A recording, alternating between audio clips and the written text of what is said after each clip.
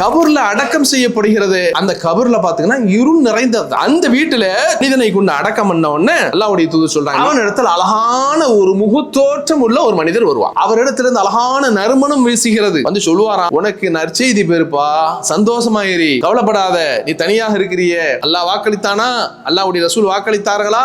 ஒரு நாள் நீங்கள் இறந்து போவீர்கள், கபூர்ல அடக்கம் செய்யப்படுவீர்கள், மலக்குகள் வருவார்கள், விசாரிப்பார்கள், கேள்வி கேட்பார்கள், நீங்கள் பதில் சொல்வீர்கள், உங்களுடைய மனதை உறுதியாக ஆக்கிக் கொள்ளுங்கள் என்று அல்லாஹ்வுடைய தூதர் சொன்னார்களே. அந்த நாள் இந்த நாளுதான். இவருக்கு ஆச்சரியப்பட்டு இந்த மனுஷன் கேட்பானா, நீ யார்? சம்பந்தம் இல்லாம இங்க வந்திருக்கிறியே, வந்து செய்திகளை சொல்கிறாய், நீ யார் என்று கேட்கின்ற பொழுது அவர் சொல்லுவாராம், நீ உலகத்தில் நல்ல சாலிஹான அமல் செய்தாயே, அந்த அமல் தான் இன்னைக்கு ஒரு பெரிய தோட்டத்தில் வந்திருக்கிறது, நான் தான் உன்னுடைய சாலிஹான அமல் என்று சொன்ன உடனே, இறைவா உடனடியாக நீ என்ன செய்திரு, மறுமை நாளை கொண்டு வந்து விடு என்று அந்த அடியான் சொல்லுவான் என்று அல்லாஹ்வுடைய தூதர் சொல்றான்.